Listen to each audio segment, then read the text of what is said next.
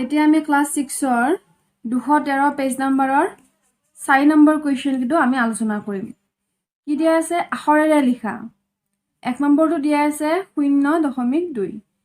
ইয়াতে আমাক সংখ্যাৰে দিয়া আছে, আমি আখৰেৰে লিখিব লাগিব 0.2 বুলি, ঠিক আছে? 0.2ক আমি আখৰেৰে লিখিছো 0.2। এতিয়া b টো আছে চোৱা 1.05। এইটো আমি আখৰেৰে লিখিম। 1.05। চি নম্বৰটো চোৱা 0.003। এইটো আমি আখৰেৰে লিখিম।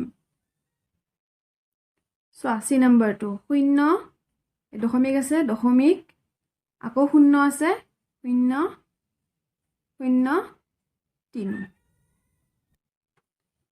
ডি নম্বৰটো চোৱা 131.25, ঠিক আছে? 131.25।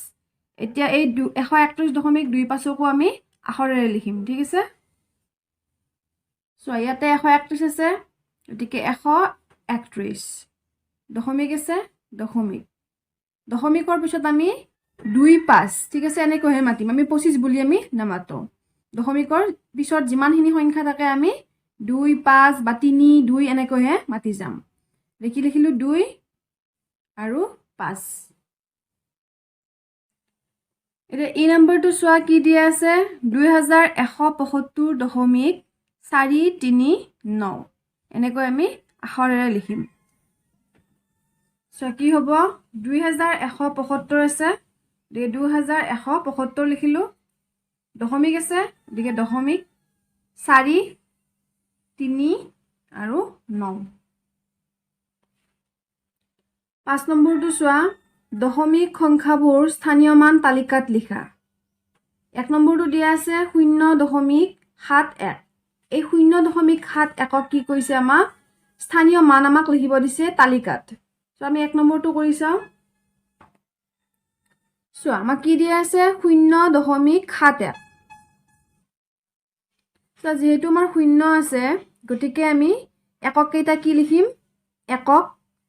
তাৰ পিছত দশমিক আছে নহয়, গতিকে দশমিকৰ পিছৰ সংখ্যাটো কি হ'ব দশমাংশ আৰু শতাংশ। আমি তালিকাখনত এইখিনিয়ে লিখিম, ঠিক আছে? গতিকে এককত কি আছে একো নাই, মানে 0। তাৰপিছত দশমিকৰ স্থান, তাৰপিছত দশমিকৰ পিছত আছে কি 7। গতিকে 7টো ক'ত হ'ব দশমাংশত হ'ব 7, আৰু শতাংশত কি হ'ব এই 1টো হ'ব, ঠিক আছে? এইটো আমি দেখুৱালো। এককত 0, দশমাংশত 7, শতাংশত 1। বি নম্বৰটো চোৱা 12.03। এই 12.03ৰো আমি স্থানীয় মান তালিকাত আমি লিখিম, ঠিক আছে? সো আমাৰ কি আছে 12.03 আছে। ইয়াতে চোৱা প্ৰথমে আমি এই দশমিকৰ খিনি আমি বাদ দি চাও। কেইটা সংখ্যা আছে দুটা আছে, 1 আৰু 2, মানে একক আৰু দশক। গতিকে আমি তালিকাখনত কিহলৈকে লিখিম দশকলৈকে লিখিম। চোৱা দশক, একক, তাৰপিছত দশমিকৰ পিছত দুটা সংখ্যা আছে, গতিকে দশমাংশ আৰু শতাংশ। এতিয়া দশকত কি হ'ব চোৱা এইটো হ'ব একক, 2 হ'ব একক, 1টো হ'ব দশক, ঠিক আছে? গতিকে দশকত আমি 1 লিখিম। এককত কি হ'ব 2 হ'ব। তাৰপিছত দশমিকৰ পিছত কি আছে দশমাংশত কি হ'ব এইটো 0, দশমাংশত হ'ব 0, আৰু শতাংশত হ'ব কি 3। তাৰপিছত চি নম্বৰটো চোৱা 135.049। চোৱা কি আছে 135 আছে, গতিকে 135ত চোৱা কি কি আছে একক, দশক, শতক। শতকলৈকে আছে, গতিকে আমি তালিকাখনত শতকলৈকে লিখিম। চোৱা শতক, দশক আৰু একক লিখিলো। দশমিকৰ পিছতো তিনিটা সংখ্যা আছে, গতিকে আমি কি লিখিম দশমাংশ, শতাংশ আৰু সহস্ৰাংশ। এতিয়া শতকত কি হ'ব ইয়াৰ পৰা হিচাপ কৰা একক, দশক, শতক। শতকত হ'ব 1। দশকত কি হ'ব একক, দশক, মানে 3। এককত কি আছে 5। দশমিকৰ পিছত দশমাংশত কি আছে 0 আছে, দশমাংশত আছে 0। শতাংশত কি আছে দশমাংশ শতাংশ 4 আছে আৰু সহস্ৰাংশত কি আছে দশমাংশ শতাংশ আৰু সহস্ৰাংশ 9 আছে দুই নম্বৰটো চোৱা 0.0101 তো এতিয়া ইয়াতে একক কিবা আছে নেকি নাই শূন্য আছে গতিকে আমি এককটো লিখিছো চোৱা শূন্য তাৰপিছত দশমিকৰ পিছত কেইটা সংখ্যা আছে 4টা 1 2 3 4 গতিকে দশমাংশ শতাংশ সহস্ৰাংশ আৰু সহস্ৰাংশৰ পিছত কি অযুতাংশ এতিয়া চোৱা দশমাংশত কি হ'ব শূন্যটো হ'ব শতাংশত কি হ'ব 1 শূন্য হ'ল দশমাংশ আৰু 1টো হ'ল শতাংশ সহস্ৰাংশ কি হ'ব এই শূন্যটো হ'ব সহস্ৰাংশ আৰু অযুতাংশ কি হ'ব এই 1টো হ'ব অযুতাংশ এটা এই নম্বৰটো চোৱা কি আছে 4005.1025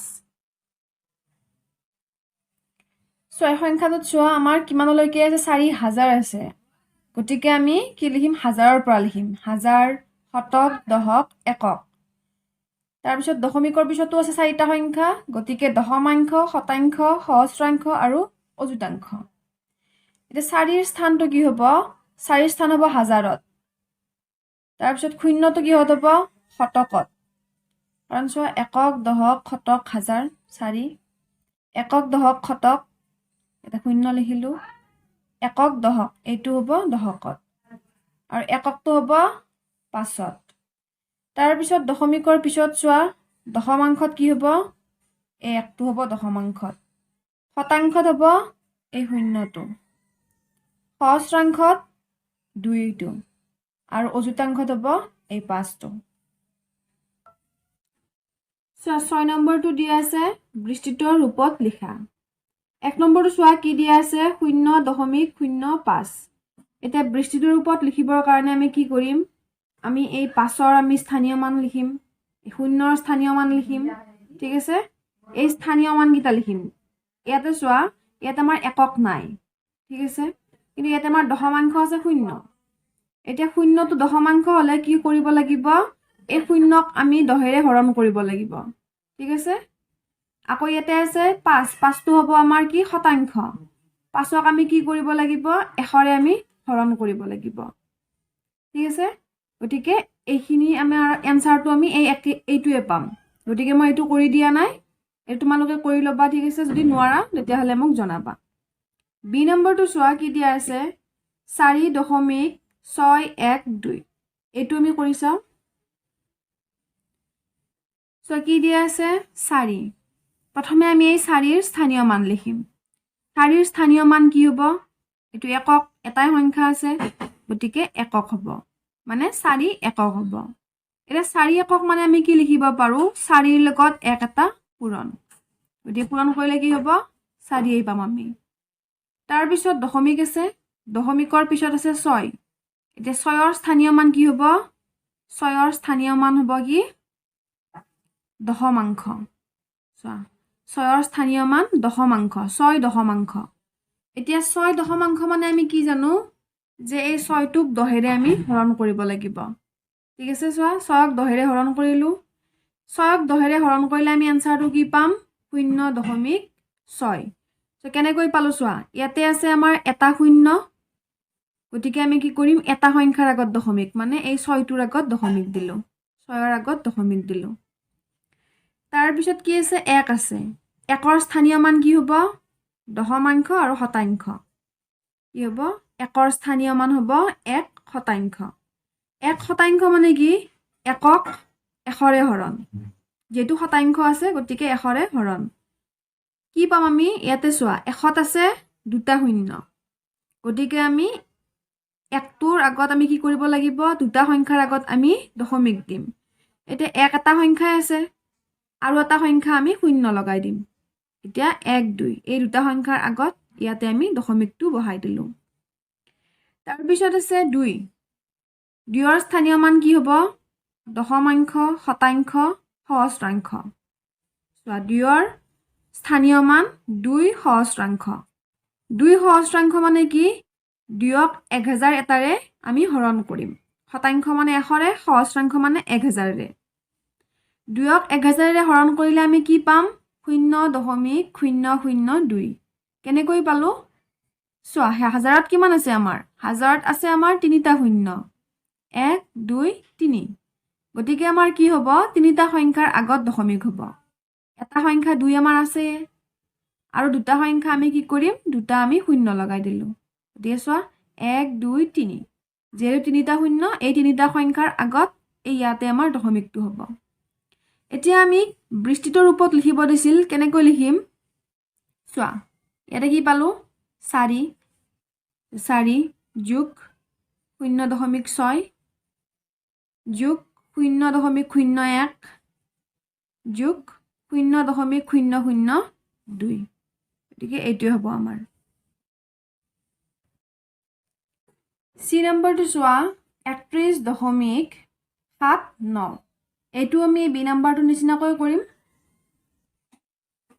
প্ৰথমে কি আছে 3 আছে 3ৰ স্থানীয় মান আমি লিখি লওঁ 3ৰ স্থানীয় মান কি হ'ব এইটো হ'ব একক এইটো হ'ব দশক গতিকে একক দশক 3ৰ স্থানীয় মান কি হ'ব 3 দশক এইটো দশক নহয় এইটো দশক হয়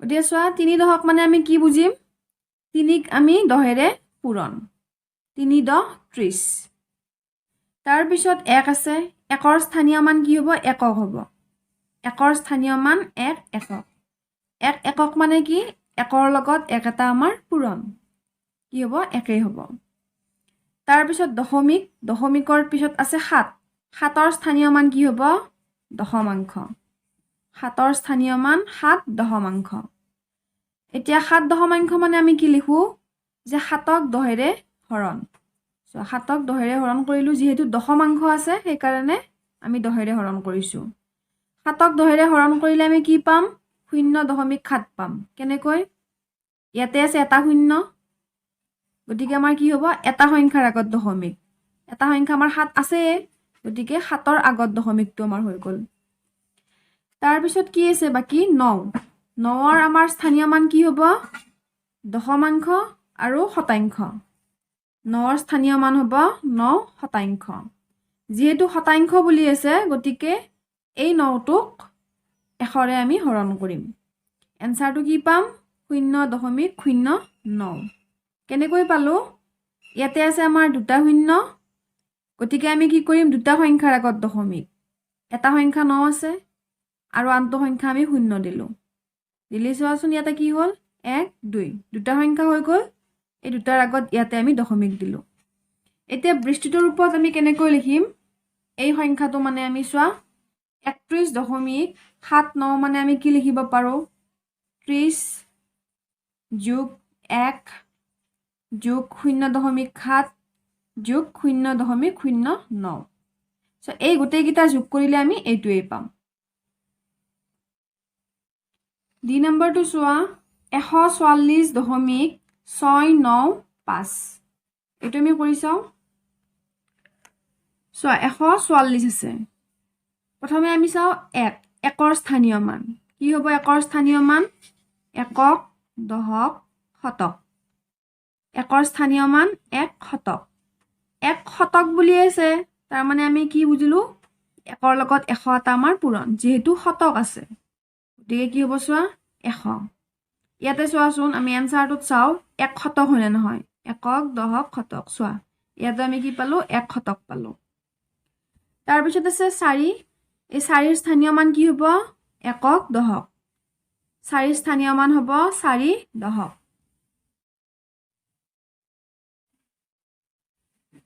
গতিকে 4 দশক মানে আমি কি বুজিম 4ৰ লগত 10 এটা আমাৰ কি পূৰণ কিমান হ'ব 40 তাৰ পিছত আছে আমাৰ 4 এই 4ৰ স্থানীয় মান কি হ'ব একক 4ৰ স্থানীয় মান 4 একক 4 একক মানে কি 4ৰ লগত 1 এটা পূৰণ তাৰ পিছত আছে দশমিকৰ পিছত চোৱা আছে 6 6ৰ স্থানীয় মান কি হ'ব দশমাংশ এইটো